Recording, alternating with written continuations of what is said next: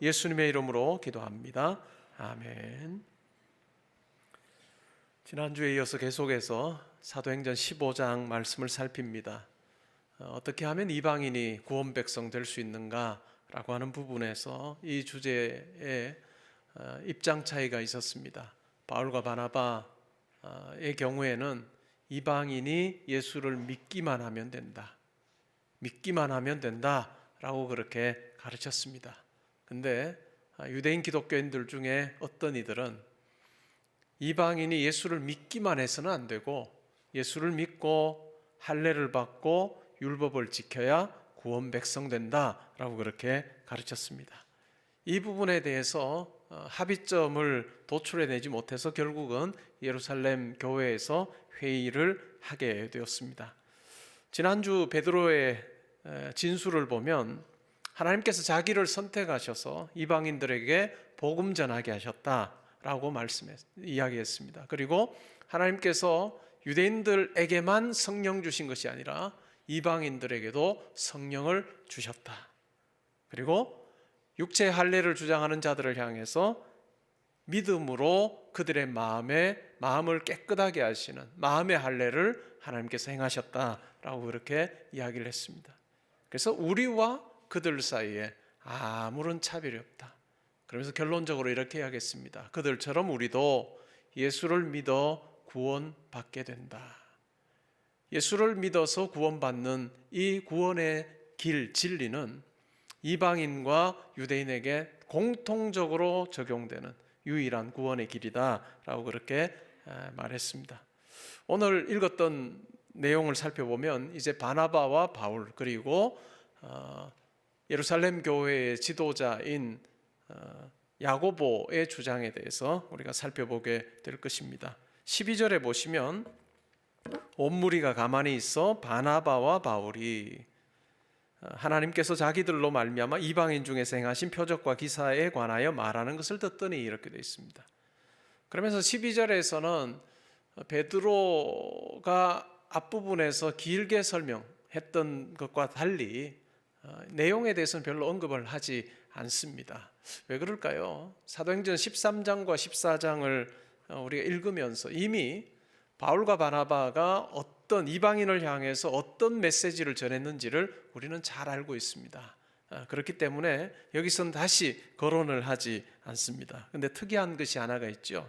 사도행전을 계속해서 살피면서 어떤 사람들이 등장할 때 이 이름의 순서가 매우 중요하다고 말씀을 드렸어요. 처음에는 바나바가 먼저 나오고 그 다음에 바울이 나왔고요. 특별히 1차 전도 여행을 하면서는 바나바보다는 바울의 이름이 먼저 거론이 되었지 않습니까? 근데 15장에서 예루살렘 교회에서의 상황을 이야기하면서는 어떻습니까? 순서가 또다시 바뀌어요. 그죠? 누가 먼저 나와요? 바나바가 먼저 나옵니다. 왜 그럴까요? 예루살렘 교회에서의 입지를 드러내고 있습니다. 예루살렘 교회에서는 바나바와 바울 중에서 누구의 영향력이 컸다고 보는 거죠? 바나바의 영향력이 훨씬 더 컸다라고 그렇게 이 본문이 구절이 우리에게 힌트를 주고 있습니다. 어떤 이야기를 합니까? 하나님께서 자기들로 말미암아 이방인 중에서 행하신 표적과 기사에 관하여 말하는 것을 듣더니, 자, 여기에서 우리가 주목해 봐야 될 그 단어가 뭘까요? 자기들로 말미암아라고 하는 단어예요. 하나님이 주어고요. 일하신 분은 하나님이시고, 그리고 자기들을 통하여서 자기들로 말미암아 이방인 중에서 이와 같은 일을 행하셨다라고 이야기를 하고 있습니다. 성도에게 필요한 두 가지 단어가 여기에 소개됩니다. 하나가 뭘까요? 통하여, 말미암아라고 하는 단어죠. 그리고 15장 4절이나 14장 27절에 보면 또 다른 전치사가 나오죠. 뭘까요? 15장 4절 한번 볼까요? 예루살렘에 이르러 교회와 사도와 장로들에게 영접을 받고 하나님이 자기들과 어떻게 해요? 함께 계셔 행하신 모든 일을 말하매. 그러니까 함께와 통하여 혹은 말미암아라고 하는 이 전치사는 매우 중요한 것입니다. 그래서 이 바울과 바나바가 자기의 사역을 이야기할 때, 삶을 이야기할 때 이 두 단어가 매우 중요한 것처럼 어떨까요? 우리의 삶의 자리에서도 매우 중요하다는 것이죠. 우리의 삶의 자리에서도 매우 중요하여서 나를 통하여 또한 나와 함께 하신 하나님을 경험하는 것이 매우 중요합니다. 제가 오늘이 아마 개포동교회에서 설교를 한 지로는 12년 딱 이제 끝나는 주일이에요. 2007년 1월 첫 주부터 제가 설교를 했으니까 12년, 오늘 주일 하면 12년 딱 끝나거든요. 이제 다음 주부터 13년째 들어가요, 설교로는요. 제하고 이제 이 정도 설교를 듣고 제가 말씀을 드렸으면 이제 설교 스타일이 어떤지 아시죠? 그러니까 설교 스타일이 다 달라요. 목사님들마다 다 달라서 어떤 목사님 설교는 그냥 가만히 보고 듣고 계시면 되는 설교가 있습니다. 그러면 요약작해서 재밌는 예화도 하나 넣어서 여러분들이 하면 한마디 말씀 가지고 딱 돌아가는 설교, 굉장히 좋은 설교죠. 근데 제가 하는 설교는 그런 설교는 아니에요. 그죠? 그냥 재미는 별로 없는, 모르겠어요. 그거는 또 느끼기 나름인데, 일단은 본문을 굉장히 저는 중시를 합니다. 본문을 중시한다는 것은 여러분들의 성경에 때로는 필요하면 밑줄도 그으시고, 때로는 이 말미암아라고 하는 제가 설명을 드릴 때 여러분 스스로도 말씀을 이해하고 이건 내 말씀으로 받으려고 하는 그 열심이 있어야 효과가 배가 되는 설교예요. 그래서 밑줄 그으시면서 하나님, 이 사도들에게 함께 하셨던 이 말미암아의 역사가 저에게도 있기를 원합니다. 통화의 역사가 저에게도 있기를 원합니다. 함께 계셨던 하나님이 저에게도 함께 하시길 원합니다 라고 하는 그 마음으로 굉장히 자발적으로 여러분들이 말씀을 분석하고 이해하고 듣고 적용하셔야 유익이 되는 설교입니다. 그래서 저는 우리 성도님들이 말씀을 들으시면서 때로는 메모도 하시고 밑줄도 그으시고 그렇게 하시면 좋을 것 같아요. 그래야 여러분들에게 훨씬 더 유익이 될 것입니다. 그리고 자기주도적으로 제가 학교에서도 학생들을 가르쳐 보면 어떤 학생이 더 많이 가져갈까요? 관심을 가지고 그 시간에 자기의 것으로 막 만들려고 하는 경우에 훨씬 더 많은 것을 얻어가지요. 예배 자리도 마찬가지입니다. 예배 자리도 설교를 들을 때도 정말 그와 같은 마음으로 밑줄도 그으면서 또 고민도 하고 적용도 하고 할 때 이 말씀 시간이 여러분에게 주시는 유익이 큰 시간이 되리라 믿습니다. 한번 생각해 보십시오. 말미암아가 나에게 있는 한 해였던가, 또 함께라고 하는 것이 나에게 어떠한 것으로 정리될 수 있는 한 해인가. 우리가 2018년을 보내면서 이 두 단어를 가지고 한번 정리해 보면 좋겠어요. 하나님께서 나와 함께 하셨던 많은 일들이 기억나고, 또 그것이 감사의 제목이 되고, 또 하나님께서 나를 통하여 하신 일들, 그래서 내가 전면에 나서 올해 여러분들에게 좋은 일이 있었으면 그냥 그 좋은 일이 전면에 내가 나서서 막 그렇게 하는 것이 아니라 하나님께서 나를 통하여서 일하셨다 하는 것을 생각하면서 하나님께로 그 영광을 돌릴 수 있는 성도로 산다면 그것이 성경 말씀에 입각한 성도의 삶이라고 생각합니다. 여러분 스스로 한번 정리해 보시기를 바랍니다. 그러면서 하나님께서 자기들을 통하여서 자기들로 말미암아 표적과 기사를 행하셨다. 표적이라고 하는 것은 어떤 사건을 통해서 하나님이 어떠한 분이신지, 하나님의 뜻이 무엇인지를 드러내는 것, 그것이 표적입니다. 그리고 기사는 뭘까요? 아주 엄청난 일을 보면서 그 하나님에 대해서 알게 되고 압도당하고 경외심을 가지게 되는 것, 그것이 바로 기사라고 할 수 있죠.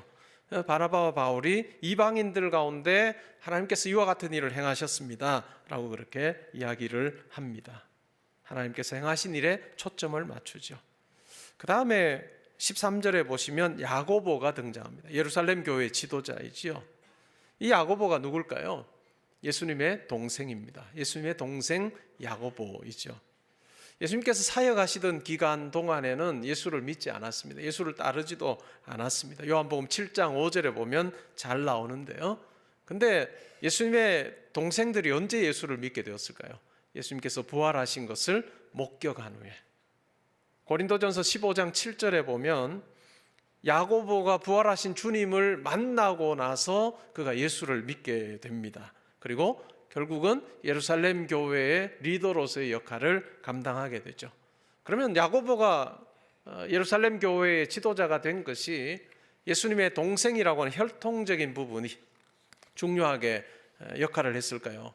그건 아닌 것 같습니다. 알렉산드리아의 클레멘트라고 하는 초대 교회의 교부는 베드로와 요한이 예루살렘 교회의 지도자로서 야고보를 추천을 했다, 이렇게 이야기를 합니다. 근데 혈통적인 부분 때문에 리더가 된 것이 아니라 야고보의 삶이 많은 사람들로 하여금 존경을 하게 했고 또 리더로서 역할을 감당하게 해 주었습니다. 이 야고보의 별명이 뭘까요? 야고보의 별명, 여러분들도 아마 들어서 아마 아실 수 있는 내용인데 낙타 무릎으로 알려진 사람입니다. 낙타 무릎. 여러분 낙타의 무릎을 보신 적 있습니까? 낙타의 무릎은 굉장히 딱딱하다고 해요. 이 낙타 무릎이라고 하는 것으로 야고보를 소개하는 이 기원이 어디서부터 왔을까? 저도 이제 그래서 궁금해서 좀 찾아봤어요. 그랬더니 주후 2세기의 교회사학자였던 헤게시푸스라고 하는 사람이 야고보에 대해서 묘사를 하면서 이 낙타 무릎이라고 하는 이 표현을 처음 사용했다고 합니다. 근데 이 헤게시푸스가 쓴 글은 남아있진 않아요. 근데 초대교회의 기록들이 그런 경우가 참 많은데 어떤 사람이 쓴 글이 원본은 남아있지 않은데 그 사람이 했던 글의 어떤 내용이 교회사가들의 글에 다시 기록된 경우가 있습니다. 그래서 2세기에 헤게시푸스의 원래 글은 남아있지 않지만 4세기 초반에 한 325년 어간에 쓰였다고 생각하는 교회사라고, 유세비우스의 교회사라고 하는 그 책에 사실 이 헤게시푸스의 글의 내용을 짤막하게 언급하고 있습니다. 그때 이런 이야기를 해요. 이 야고보는 성전에 들어가서 무릎을 꿇고 하나님 앞에 예배하고 기도하는 일에 어느 누구보다도 열심을 내었다고 합니다. 그래서 항상 그는 하나님 앞에 무릎 꿇은 자로 살았다는 거죠. 하나님 앞에 경배하고 또 기도하는데 그 기도의 주된 내용이 뭐였느냐면 백성들의 죄를 용서해 주실 것을 기도했다고 합니다. 하나님 이스라엘 백성들의 죄를 용서해 주십시오 라고 그렇게 기도하는 사람이었습니다. 그래서 그의 무릎이 항상 기도하다 보니까 낙타의 무릎처럼 딱딱해졌다라고 그렇게 이야기를 합니다. 이 야고보를 The Just, 의로운 자 혹은 오블리아스라고 하는 말로 불렀다고 하는데요, 이 오블리아스라고 하는 말은 백성들의 보호자라고 하는 의미예요. 백성들을 보호해 주는 사람이라는 의미였습니다. 이 야고보는 어머니 뱃속에서부터, 사람들이 생각하기에 어머니 뱃속에부터 거룩한 자였고, 이 야고보의 삶을 보면 굉장히 절제하는 삶이었습니다.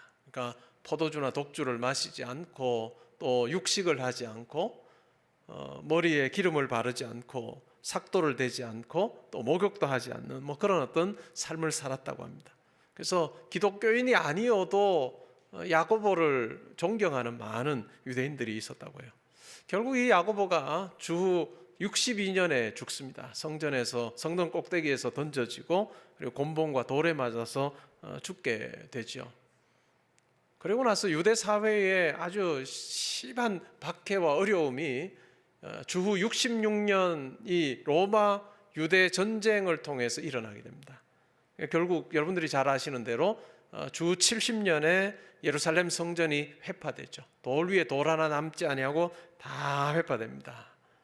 근데 그런 유대 전쟁을 겪으면서 많은 유대인들이, 기독교인들뿐만 아니라 많은 유대인들이 야고보를 떠올렸다고 해요. 왜요? 우리가 야고보를 죽임으로 야고보가 더 이상 이 예루살렘과 또한 이 유대인들을, 우리를 위해서 하는 기도를 할 수 없었기 때문에 우리에게 이와 같은 일이 벌어졌다라고 생각하는 사람들이 참 많았다고 합니다. 오늘날 한국교회와 한국교회 성도들에게 필요한 평가인 것 같아요. 우리를 볼 때, 또 한국의 교회들을 볼 때 믿지 않는 자들도 우리나라가 잘 되는 것, 이 사회가 더 밝아지고 이 사회가 살만한 땅이 되는 것, 그것은 바로 성도들의 기도가 있고 성도들의 수고가 있어서 가능하다라고 하는 그 평가가 회복되는 그와 같은 날이 있으면 좋겠습니다. 그러면 어떻게 하면 좋을까요?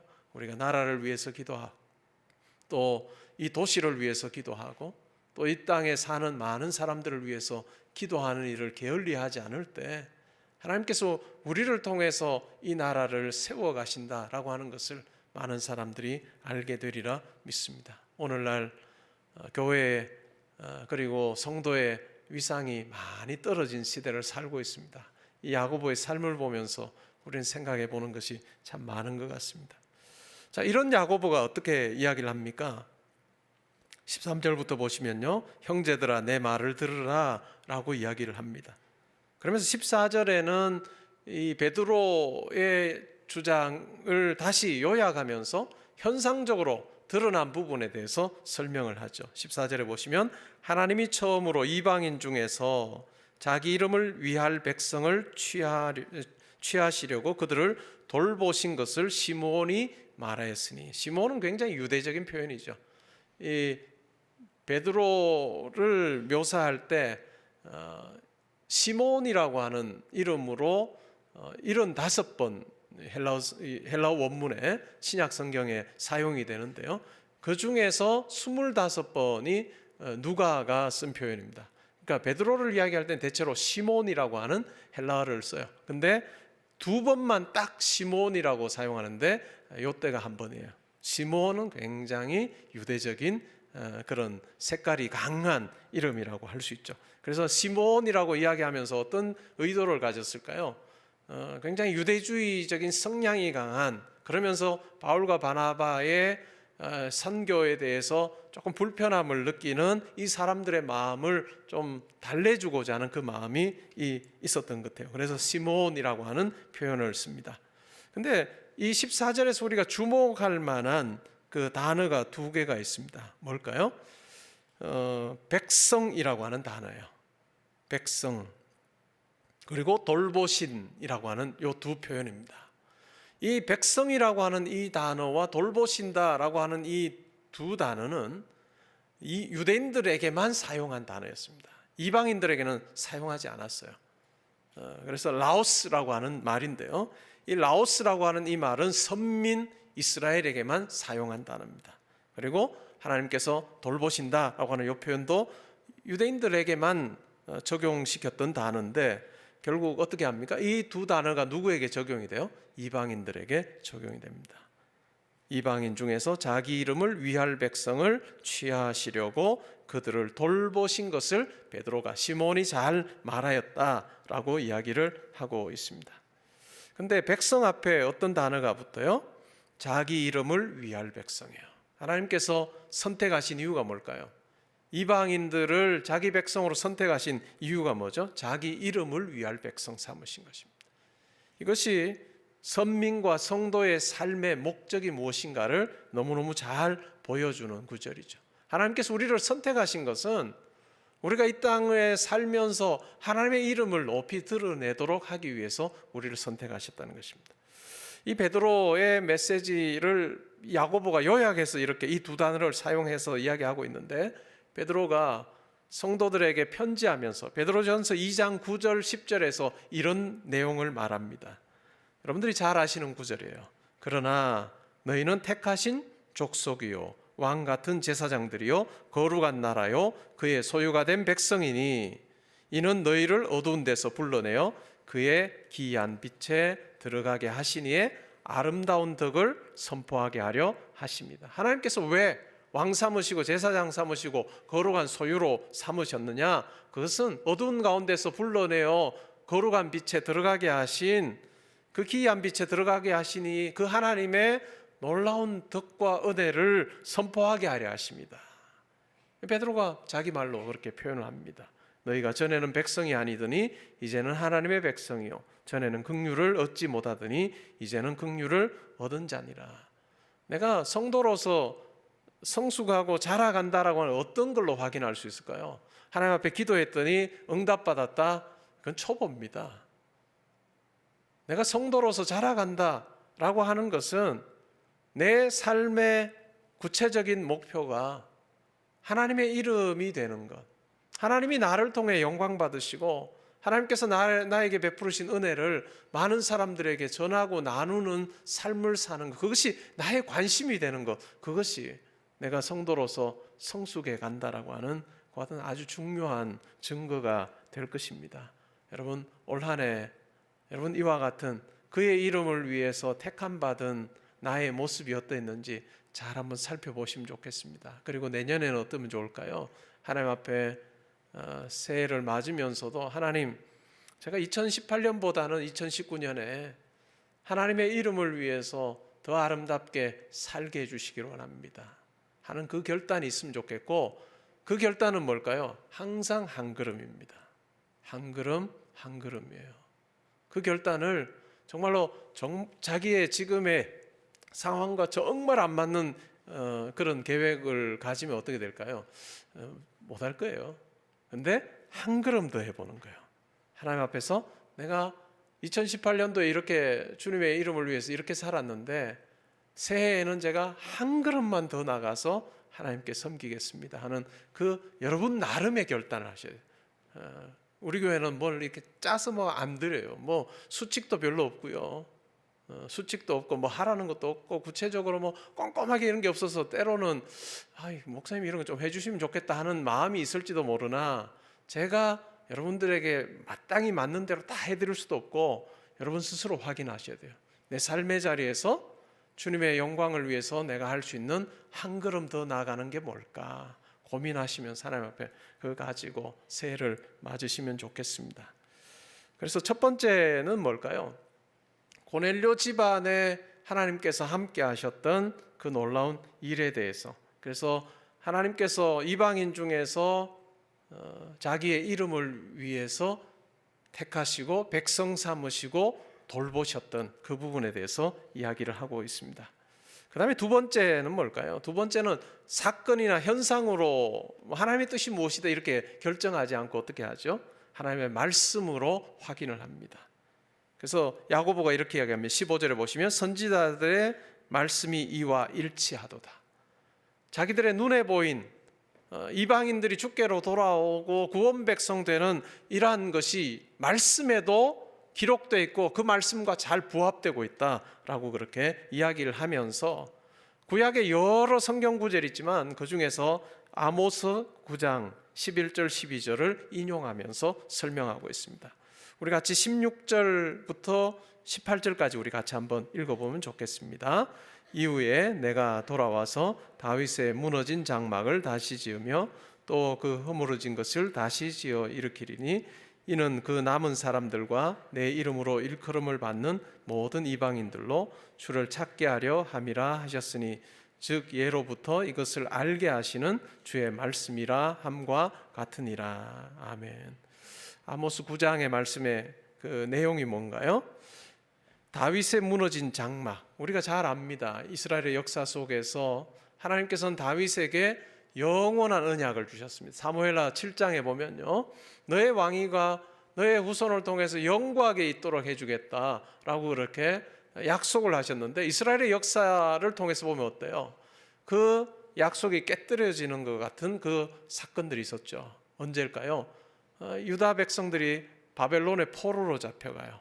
그래서 더 이상 다윗 계통의 왕이 이제는 존재할 필요가 없는, 땅을 잃고 다른 나라의 포로가 되는 그 같은 신세를 겪게 됩니다. 그런데 하나님께서는 약속하신 대로 다시 다윗의 장막을 세워주세요. 포로로부터 돌아와서 약속의 땅에서 다시 하나님께서 이와 같은 그 약속이 이루어지게 하시는데, 그냥 단지 새롭게 지어지는 그 다윗의 장막은 유대인들만을 위한 것이 아니에요. 그 허물어진 것을 다시 지어 일으키리니 17절에 보면 뭘까요? 이는 그 남은 사람들과 내 이름으로 일컬음을 받는 모든 이방인들로 주를 찾게 하려 함이라. 이 말씀은 뭘까요? 이방인들도 새롭게 지어지는 다윗의 장막의 일원이 되게 하시는, 하나님께서 다윗의 왕국이라고 해서 유대인들만 해당되는 것이 아니라 이방인들도 하나님의 통치를 경험하게 되는 그 같은 일이 있게 될 거다, 하나님의 구원 백성이 되는 일이 있게 될 거다라고 하는 것을 아모스 선지자를 통해서 선포하게 하셨고, 마침내 예수 그리스도가 이 땅에 오심으로 이방인들도 구원 백성 되게 하는 일을 통해서 이 예언이, 이 약속이 성취되었구나라고 하는 것을 확인하게 하셨습니다. 근데 우리말 성경은 조금 17절에 그 남은 사람들이라고 해서 애매한 부분이 있어요. 우리가 왜냐하면 여러분들이 구약의 예언서를 잘 좀 읽어보신 분들은 매우 중요한 사상이 남은 자 사상이에요.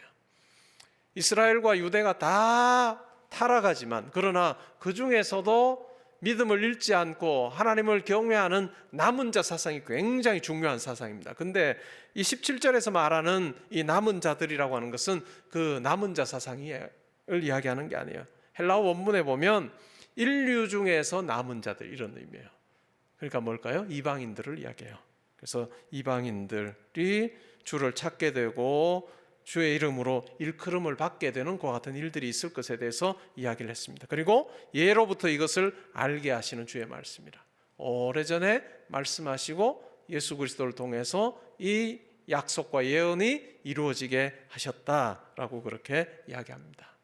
그래서 우리가 어떤 사건에 대해, 우리의 일에 대해서 하나님의 뜻이 무엇일까를 우리가 찾을 때도 항상 이 두 가지가 함께 가야 됩니다. 내 삶에 일어나는 여러 현상들을 잘 살피는 것이 중요하고요. 하나님의 뜻이 무엇일까? 하나님께서 어떤 식으로 일하시는가를 잘 살피는 것이 중요합니다. 그리고 무엇일까요? 그리고 하나님의 말씀으로 그것을 확인하는 것입니다. 하나님의 말씀으로 확인하는 이 두 가지 작업이 우리 가운데 있을 때 하나님의 뜻이 무엇인지에 대해서 우리는 잘 깨닫게 되고 확인하면서 우리는 신앙생활 할 수 있습니다. 특별히 2019년은 우리가 말씀을 열심히 읽는 한 해가 되면 좋겠습니다. 신앙생활 하셨던 우리 성도님들 중에 혹 처음부터 창세기부터 요한계시록까지 아직 하나님 제가 한 번도 안 읽었습니다 하는 분들이 계실 수 있거든요. 예배 때 열심히 말씀 들으시고 또 뭐 다른 기회에 말씀을 쭉 읽으셨던 분들이 있으시겠지만 창세기부터 요한계시록까지 계획을 세워 제가 한 번도 안 읽었습니다 하는 분들이 계실 수 있거든요. 내년 한 해는 우리 다 같이 한번 읽어보면 어떨까 싶어요. 그래서 창세기부터 시작해서 요한계시록까지 처음부터 끝까지 한번 읽어보는, 그래서 우리가 하나님 나라 가기 전까지는 한 번은 꼭 읽고 하나님 앞에 서면 좋겠어요. 하나님 앞에 섰을 때 내가 성경을 너희 시대처럼 이렇게 편하게 읽을 수 있도록 가죽으로 재본해서 지퍼까지 달린 그런 성경을 가까이서 살 수도 있었는 그런 시대를 살면서 왜 한 번도 안 읽고 왔냐 라고 하는 말씀 안 듣도록 우리 한번 읽어볼까요? 한번 읽어보면 좋겠어요. 그래서 사건과 말씀이 함께 갈 때 하나님의 뜻이 더 분명해집니다. 그러면서 결론을 내리죠. 어떻게 내려요? 19절부터 21절이 결론입니다. 19절이 중요한 결론이죠. 그러므로 내 의견에는 이방인 중에서 하나님께로 돌아오는 자들을 괴롭게 하지 말고, 이것이 아주 분명한 문제에 대한 해답입니다. 뭔 이야기를 하는 걸까요? 이방인 중에서 하나님께로 돌아오는 자를 괴롭게 하지 말고, 괴롭게 한다는 말에 어떤 의미가 있죠? 할례 받아야 돼, 율법 지켜야 돼, 그래야 구원받아 라고 하는 그 요구 이젠 더 이상 하지 말아라. 예수를 믿기만 하면 구원받는다 하는 그 부분을 명확히 한 거죠. 그래서 구원받는 일에 할례, 율법이라고 하는 것이 수단이나 도구가 될 수 없고 그것이 기초가 될 수 없다라고 하는 부분에 대해서 야고보가 아주 분명하게 결론을 내립니다. 그러면서 20절, 21절은 뭘까요? 유대인과 이방인이 하나가 될 때, 서로 식탁교제하고 하나가 될 때 이방인 기독교인들도 유대인 기독교인들을 생각해서 이와 같은 것은 좀 하지 않으면 좋겠다 하는 내용을 이야기를 합니다. 어떤 걸까요? 네 가지인데요. 첫 번째가 우상의 더러운 것. 우상의 더러운 것이라고 하는 건 우상 숭배하지 말라 이런 의미가 아니고 뭘까요? 그 당시에 로마 제국 여러 도시들에 이방 신전들이 참 많았습니다. 이방 신전들이 참 많았고 거기에 제사가 항상 드려졌어요. 근데 그 제사 때 사용된 그 제물, 고기가 신전에서는 다 소비할 수가 없으니까 그 고기가 어떻게 될까요? 그냥 시장으로 자연스럽게 유통이 됐습니다. 시장에 나오는 많은 고기들이 이 신전에서 제사 드린 그 제물인 경우가 많았습니다. 유대인들은 그래서 굉장히 먹는 그 시장에서 파는 음식을 먹는 이 고기를 먹기를 굉장히 꺼려했습니다. 근데 이방인들은 굉장히 자유로웠거든요. 그래서 이방인 기독교인들을 향해서 그와 같이 제사로 드려진, 이방 신전에서 제사로 드려진 그 고기를 먹지 않으면 좋겠다, 이렇게 권면하고 있고요. 두 번째는 음행인데, 이 음행의 부분은 그냥 폭넓게 음행으로 이야기하기보다는 근친상간입니다. 그러니까 굉장히 그 친척 간에 또 굉장히 가까운 사이에 결혼을 하고 또 부도덕함을 가지는 그러한 부분들이 그 당시 사회, 이방 사회에서 굉장히 쉽게 일어났던 일인데 유대인들은 굉장히 꺼렸던 부분이죠. 그래서 그와 같은 부분을 멀리하면 좋겠다. 그 다음에 세 번째는 뭘까요? 목매어 죽인 것. 유대인들이 굉장히 중요했던 건 뭘까요? 고기를 먹을 때도 피는 빼고 먹었습니다. 그러니까 그들의 방식대로 고기를, 짐승을 잡을 때도 피가 다 몸에서 빠져나오게 하고 그 다음에 고기를 먹었거든요. 근데 목매어 죽이면 어떻게 될까요? 피가 고스란히 거기 남아있는 거예요. 그래서 피가 남아있는 고기를 먹지 말아라 라고 하는 것을 목매어 죽인 것이라고 이야기했고, 그 다음에 네 번째는 아주 직접적으로 피를 멀리해라, 이렇게 이야기를 했습니다. 그러므로 유대인 기독교인들이 이방인 기독교인들 받으면서 예수를 믿기만 하면 구원 백성된다라고 받으면서도 그들의 문화 속에 여전히 남아 있을 수 있는 이와 같은 굉장히 불편한 부분들을 이방인 기독교인들을 향해서 이러한 부분들은 조심해 주면 좋겠다, 이렇게 권면을 하고 있습니다. 오늘 이 말씀을 통해서 두 가지, 제가 앞부분에서도 말씀드리지만 요약을 한번 해보면 두 가지 교훈이 있는데요. 첫 번째는 하나님의 뜻을 우리가 살필 때 매우 중요한 것이 하나님께서 어떻게 일을 행하시고 있는가를 살피는 것이 매우 중요하다는 것입니다. 문제는 어떻게 이방인이 구원 백성 되는가라고 하는 것이었는데, 이 문제에 대한 해답을 찾아가는 그 과정을 보면 어떤가요? 그들이 가지고 있었던 선입견, 경험 가지고 이야기하지 않고 베드로도 그렇고 바울과 바나바도 그렇고 야고보도 그렇고 하나님께서 지금 어떤 일을 행하시는가에 관심을 가집니다. 하나님께서 어떤 일을 행하시는, 어떻게 이방인이 구원 백성 될 수 있느냐의 해답은 지금 하나님께서 어떤 일을 행하시는가 하는 것에 초점을 맞춤으로 찾아가고 있다는 거죠. 그래서 베드로, 바울, 바나바, 야고보의 말을 보면 주어가 하나님이에요. 주어가 하나님이어서 하나님의 행하시는 것을 보고 그것을 말씀으로 확인해 갈 때, 우리가 매일 말씀을 읽잖아요. 매일 말씀을 읽을 때 오늘 하나님께서 나에게 주시는 말씀이 무엇일까라고 하는 것을 그냥 단순히 지식적으로 우리가 살피는 것이 아니라 내 삶과 인터랙션 하면서, 삶과 이 서로 상호작용 가운데서 말씀을 살필 때 하나님께서 내 삶을 붙들어 주시고 나를 통해서 일하신다라고 하는 것을 아주 더 생생하게 확인할 수 있습니다. 그러면 성경을 읽지 않으면 하나님께서 여러분의 삶 가운데 역사하지 않으실까요? 극단적으로. 그렇지는 않을 것입니다. 하나님께서 여러분들이 성경 안 읽어도 하나님께서 필요하시면 여러분의 삶 가운데 역사하세요, 분명히. 근데 읽는 자와 안 읽는 자의 차이가 뭔지 아십니까? 읽는 자는요, 말씀을 가까이 하고 읽는 자는 자기 주변에 일어나는 일에 대해서, 하나님의 일하심에 대해서 확인하면서 감사하면서 이것이 하나님께서 내 삶 가운데 이렇게 이끌어 가시고 인도하시는 거구나, 일하시는 거구나 확인하고 감사하면서 하나님께로 마음을 향하면서 그 일을 감당해요. 그 일을 보아요. 근데 말씀 안 읽으면 어떨까요? 하나님께서 여러분을 통해서 일하시긴 하시는데 내가 도구가 되었는지도 몰라요. 내가 하나님 앞에 이런 모습으로 사용되는지도 모르고 하기 때문에 뭘까요? 감사는 없고 그냥 이 일은 하나님께서 행하시고, 그러면 여러분 어느 쪽 하실래요? 이왕이면 앞쪽이면 좋죠. 그래서 우리가 말씀 읽어야 되는 거예요. 첫 번째는 하나님께서 행하시는 것에 주목하여서 잘 살피는, 그것이 매우 중요하다는 것이죠.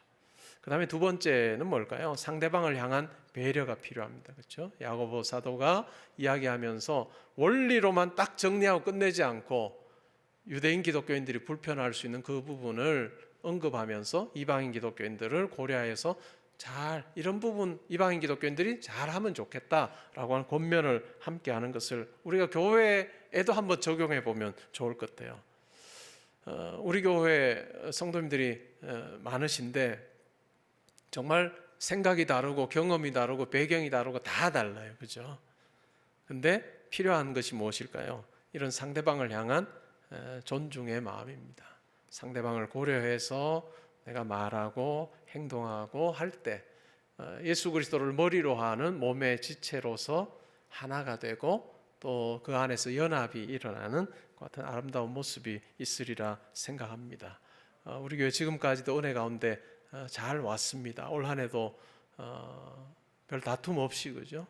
또 주님 주시는 평안 가운데서 우리가 잘 왔는데 또 새해를 맞으면서도 그 마음으로 하면 좋겠어요. 주님께서 우리를 하나 되게 하신 것을 우리가 잘 지키고 또 행하는 그 일에 있어서 다른 사람을 향한 그 배려의 마음을 항상 품고 제가 교회 생활하면 좋겠습니다. 그렇게 하겠습니다. 그 마음 가지고 우리가 다 지내면 좋겠습니다. 올 한 해 여러분 수고하셨고요. 또 내년 한 해에 주님 주시는 기쁨과 평안이 더 충만하시기를 주님의 이름으로 축복합니다. 제가 기도하겠습니다.